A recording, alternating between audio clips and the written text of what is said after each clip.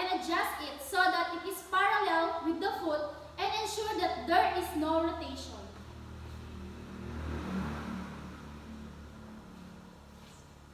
So, angulate the central ray 10 degrees toward the heel to the base of the third metatarsal.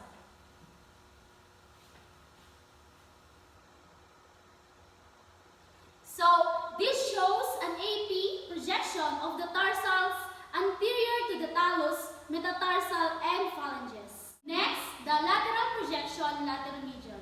So, the IR used must be 24 by 30 cm lengthwise.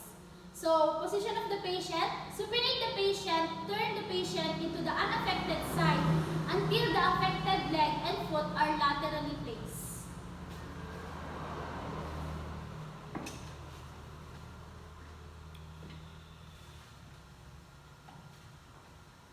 So, center the IR to the middle area of the foot and adjust it so that the long axis is parallel to the long axis of the foot.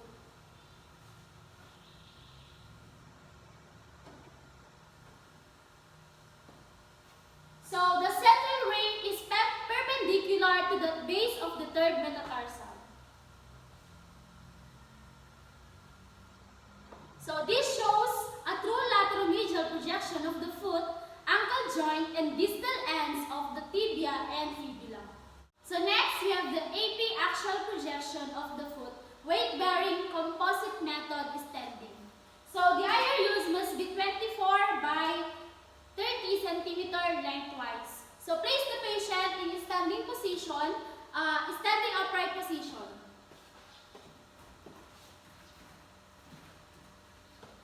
Adjust the IR under the foot and center its midline to the long axis of the foot.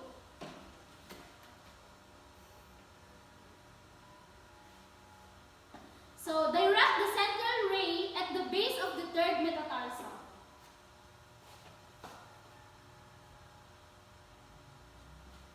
So, this shows a full outline of the foot is projected free of the leg. So, we proceed to the AP oblique projection of the foot, lateral rotation. So, the IR used must be 24 by 30 cm lengthwise. So, place the patient in supine position.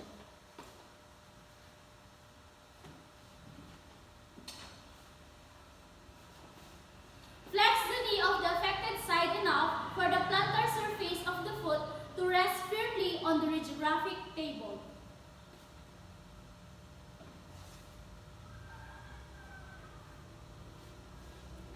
Rotate the leg laterally an angle of 30 degrees.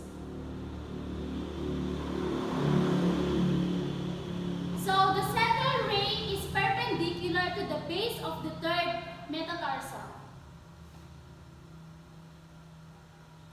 So, this shows the interspaces between the first and second metatarsal and between the medial and the intermediate cuneiforms. For the medial rotation, place the IR under the patient's foot parallel with the long axis and center it to the midline of the base of the third metatarsal. And rotate the leg medially at the angle of 30 degrees. So, the central ray for this projection must be perpendicular to the base of the third metatarsal. So, this shows the interspaces between the cuboid and the calcaneus, the cuboid and the fourth and fifth metatarsal, the cuboid and the lateral cuneiforms, and the talus and the navicular bone. Next is the axial projection plantodorsal of the calcaneus. So, the IR used must be 8 by 10 inches. So, place the patient in seated position with the legs fully extended.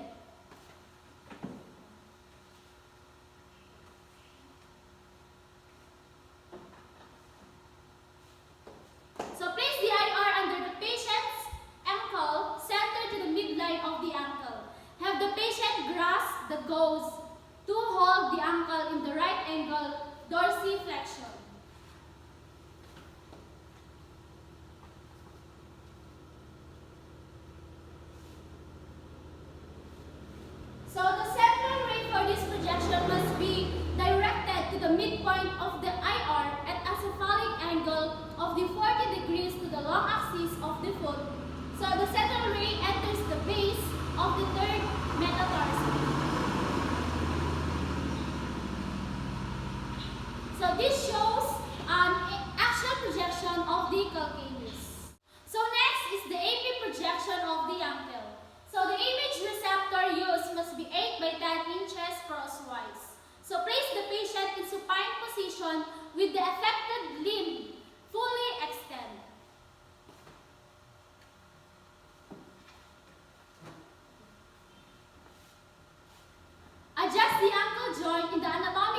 position to obtain a true AP projection. So, flex the ankle and foot enough to place the long axis of the foot in a vertical position.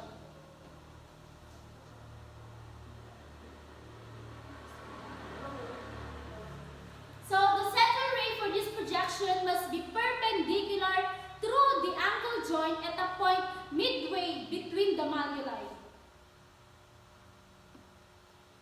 So, this shows a true AP projection of the ankle joint, the distal end of the tibia and fibula, and the proximal portion of the talus. So next, the lateral projection of the ankle, mediolateral. So the IR used must be 8 by 10 inches. So supinate the patient and turn toward the affected side until the ankle is in lateral.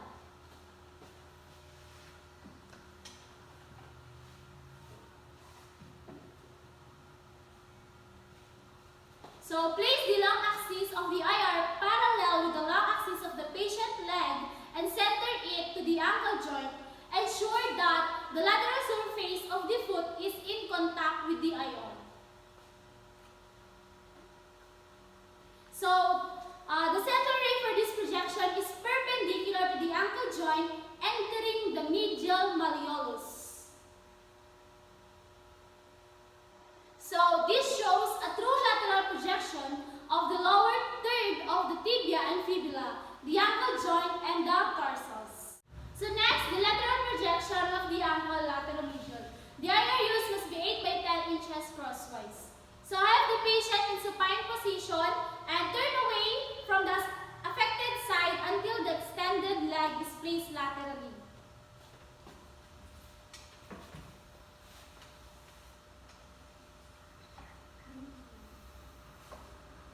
So place the IR into the ankle joint and center it.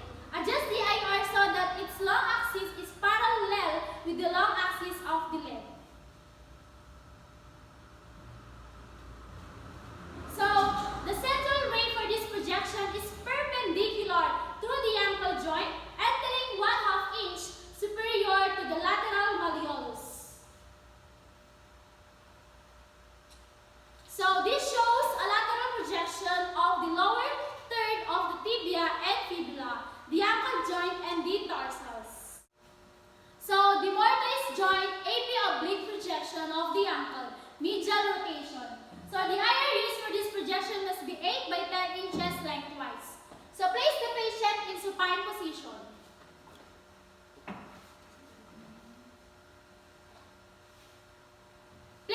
Assist the patient by internally rotating the entire leg and foot together 15 to 20 degrees until the intermalleolar plane is parallel with the IR.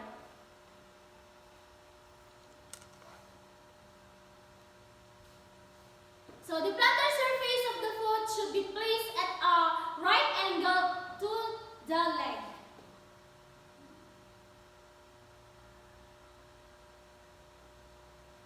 So the central ray for this projection is perpendicular, entering the ankle joint midway between the malleoli. So the inter-ankle mortise joint should be demonstrated in profile. The three sides of the mortise joint should be visualized. Next, we have the lateromedial oblique projection of the foot, Isherwood method, medial rotation. So the IR used for this projection must be 8 by 10 inches. So place the patient in seated position, turn away from the side being examined.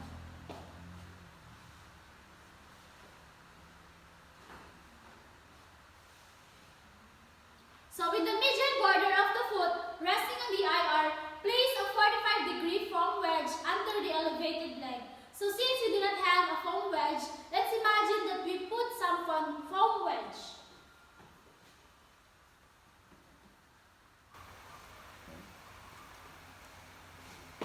So the central ray for this projection is perpendicular to a point 1 inch distal and 1 inch anterior to the lateral malleolus.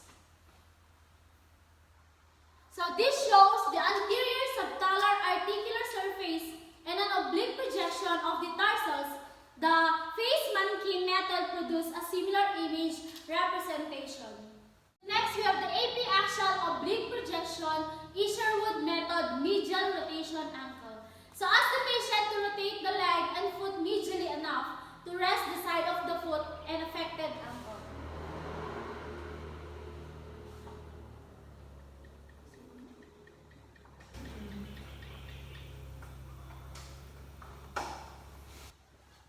So the central ray for this projection is directed to a point 1 inch distal, 1 inch anterior to the lateral malleolus at an angle of 10 degrees cephalad.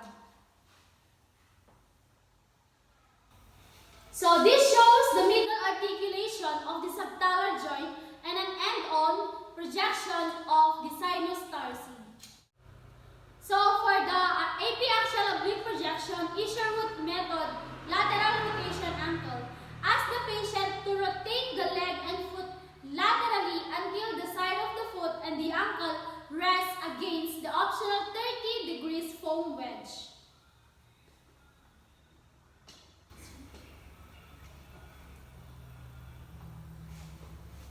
So, the central ray is directed to a point 1 inch distal to the medial malleolus at an angle of 10 degrees cephalad. So, this shows the posterior articulation of the subtalar joint in profile. So, we proceed to the AP projection of the knee. So, the IR used must be 24 by 30 cm lengthwise.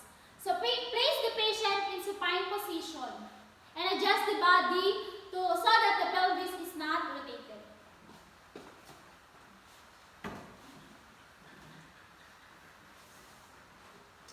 So with the IR under the patient knee, flex the joint slightly, locate the apex of the patella, and as the patient extends the knee, center the IR about 1/2 inch below the patellar apex. This will be center of the IR to the joint space.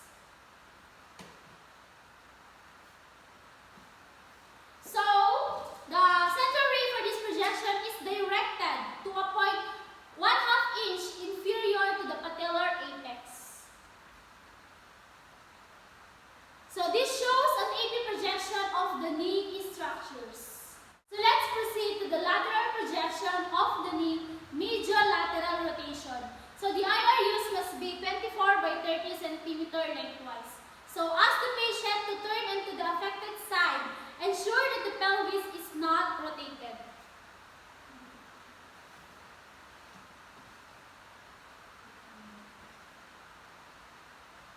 So a flexion of 20 and 30 degrees is usually preferred.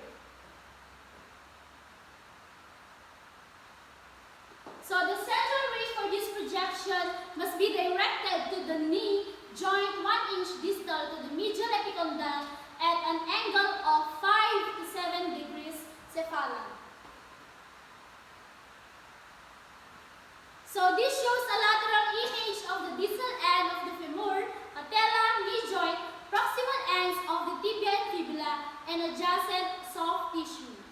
Next, we have the PA axial projection, home blood method. So the IR used for this projection must be 8 by 10 inches. So let the patient kneeling on the radiographic table as originally described by Holmland with the affected knee over the IR.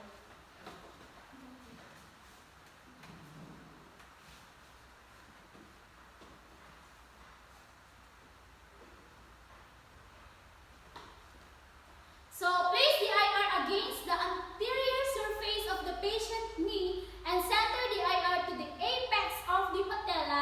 Flex the knee 70 degrees from full extension, which is the 20-degree difference from the central ray.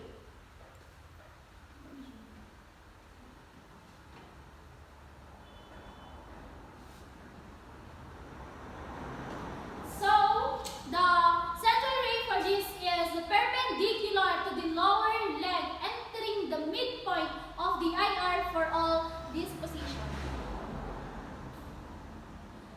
So this shows the intercondylar fossa of the femur and the medial and lateral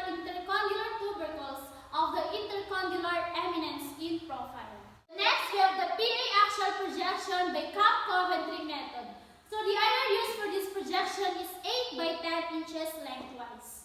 So, place the patient in prone position and adjust the body so that it is not rotated.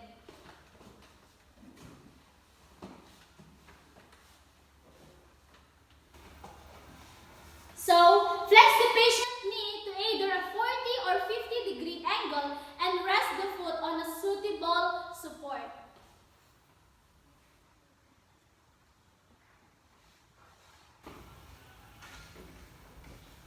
So, center the upper half of the IR to the knee joint and the central ray angulation project the joint to the center of the IR.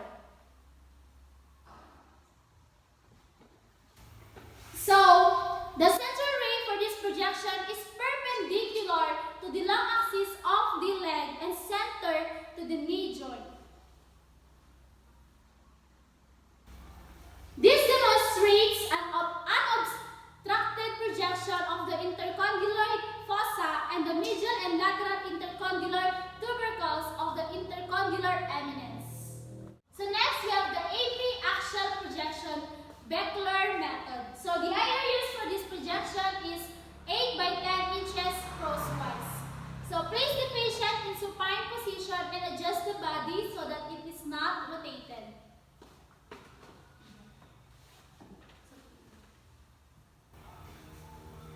Flex the affected knee enough to place the long axis of the femur at an angle of 60 degrees to the long axis of the tibia.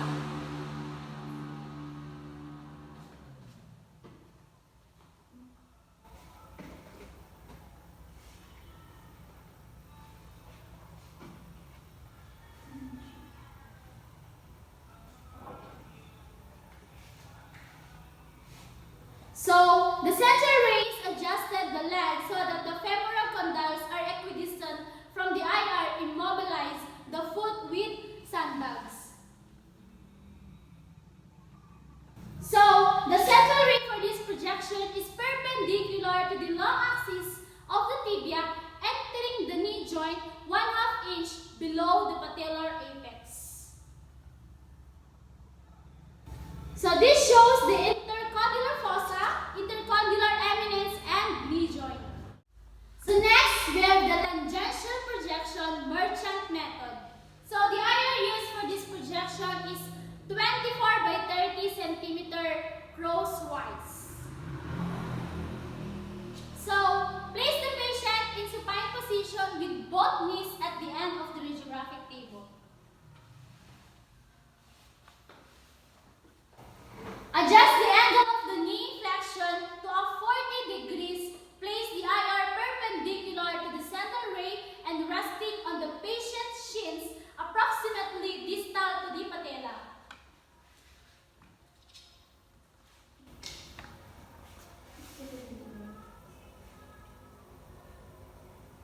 So, the central ray for this projection is perpendicular with the IR 40 degrees knee flexion. So, this shows a bilateral tangential image demonstrates an axial projection of the patella and patellofemoral joint because of the right angle alignment of the IR and central ray. The patella are seen as non-distorted, albeit slightly magnified image. Let's proceed to the tangential projection Senegas method. So, the IR used for this projection is 8 by 10 inches. So place the patient in prone position.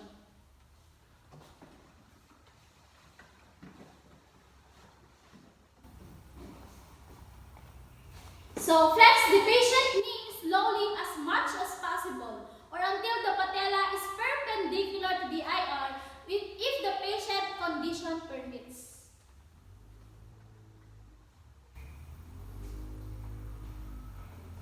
So place the IR transversely under the knee and center it to the joint space between the patella and the femoral condyles. So the central ray for this projection is perpendicular to the joint space between the patella and the femoral condyles when the joint is perpendicular. So this shows vertical fractures of bone and the articulating surface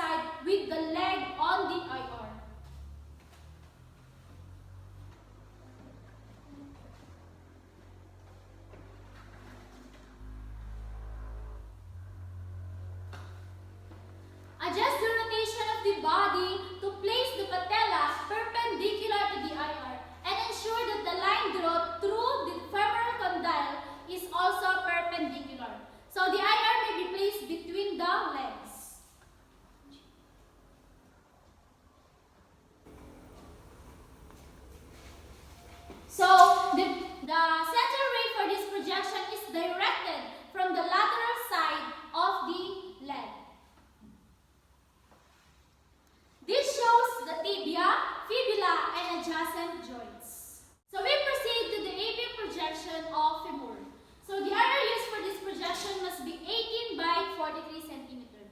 So place the patient in supine position.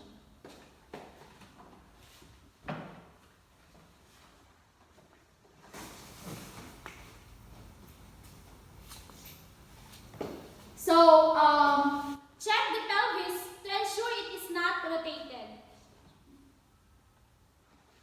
Center the IR, the affected side tie to the midline of the IR. When the patient is too tall to include the entire femur, include the joint closest to the area of interest on the one image with the knee.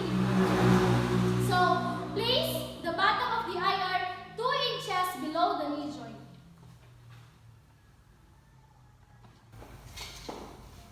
The central ray for this projection is perpendicular to the mid-femur and the center of the IR. So this shows an AP projection of the femur, including the knee joint or the hip. So last, we have the lateral projection, medial-lateral. So the IR used for this projection must be 18 by 43 centimeter lengthwise. So let the patient in supinate position and ask the patient to turn into the affected.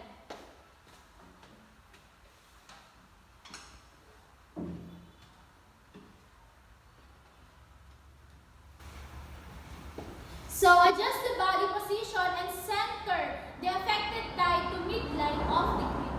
With the knee included, flex the affected knee about 45 degrees, place a sandbag under the ankle, and adjust the body rotation to place the epicondyles perpendicular to the tabletop. Approximately